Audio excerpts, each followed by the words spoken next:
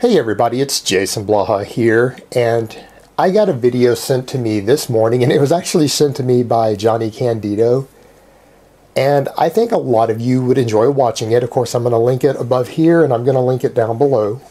And what this video is a sponsored athlete and model who is sponsored by supplement companies, talking to a CEO of a supplement company who's been in business a long time, and they break down and discuss a lot of the nonsense and the scams and the lies that you see in the supplement industry. Now, the take-homes, the ones that I find the most interesting, are that the gentleman who actually is a sponsored athlete, and he knows a lot of fitness models and other people in the industry, who said the truth is that most of the athletes who are sponsored do not take the products before the photo shoots, because in their experience, anyone who's been in the industry a while or in the lifting game for a while knows that most of the big supplement companies, you can't actually trust what's on the label. And the problem they've got is that if they start taking the supplements and they're getting ready for a prep, they don't know how much sugar or what proteins are actually getting, or what drugs or stimulants or whatever are actually in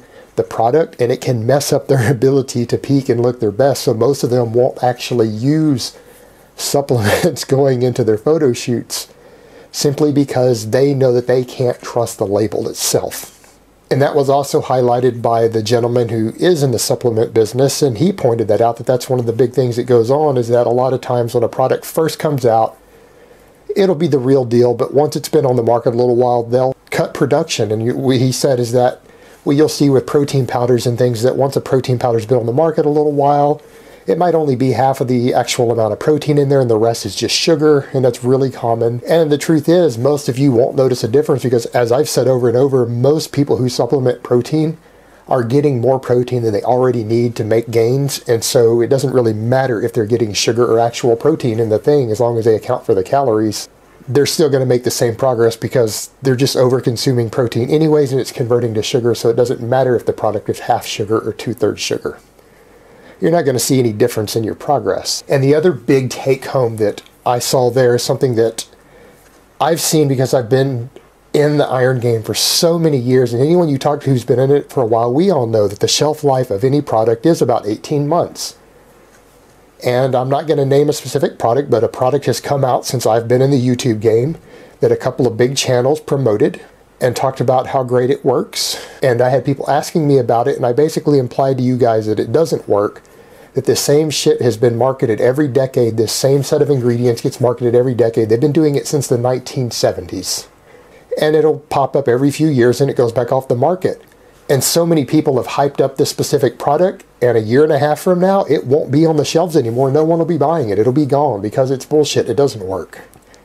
And the makers know this stuff, and that's why so many of them get away with putting certain drugs and other things in there, like we saw with Rob Riches failing his drug test for an amphetamine that was in a supplement that wasn't supposed to be there, because they don't care, because people will get the results as long as they get a buzz out of it and they get hyped up from it. It doesn't matter if they put an illegal stimulant in there.